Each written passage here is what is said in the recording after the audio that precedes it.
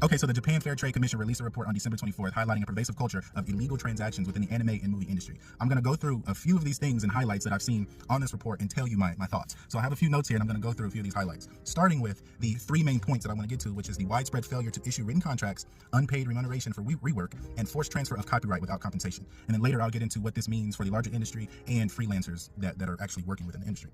But with a survey that they sent out, they received responses from 130 studios, 165 freelancers, as well as hearings with production companies, production committee investors, and individual creators. And they gathered 219 specific instances of potentially illegal conduct across the anime and film industry, potentially violating the Anti-Monopoly Act and the Subcontract Act. So to start off, they found a practice where 45.3 of prime contractors, which are essentially the main studios that are contracted with the investors themselves, that they failed to receive written contracts until after they started work, with some reporting that they didn't receive written contracts until after they've completed the work. And only 15.1% received a written contract that listed pay and the work detail by that accepting date. So basically what this means is they're working without any sort of legal protections. They are putting in the time and effort, paying their employees and putting in the work to finish these projects without having a written contract to be able to give them that sort of legal backing to do the work without knowing they're going to be fucked over in the end. And so obviously this is going to force studios into a weak negotiating position because they've already spent the time, money, and resources on their employees and materials up to this point. So that's going to cause them to get weaker pay or not be paid at all within the time frame that they're accepted.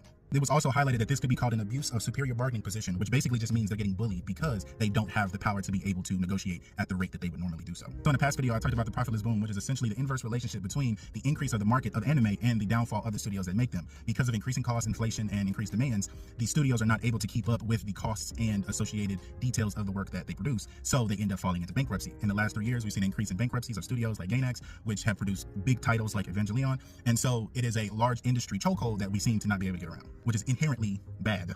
Evangelion, whatever the fuck you call it. Out of 86.8% of prime contractors who say their budget received has increased, 60% of those say they still suffered operating losses, due to 77.4% saying increased demands, 74.2% saying schedule extensions, and 67.7% reported they couldn't pass on rising costs of labor and material to the committee. Increased demands means they wanted movie-like quality without respecting the time that it takes to be able to get that.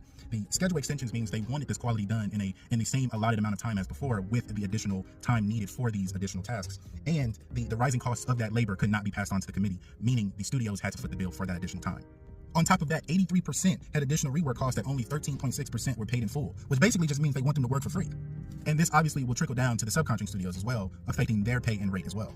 Subcontracting studios being the studios contracted by the prime contracting studios. For example, if Ufotable were to need a smaller studio to work on lighting specifically, they could contract that smaller studio to do lighting in certain Demon Slayer scenes and then be able to send that sort of product back to them for the final product or final revision.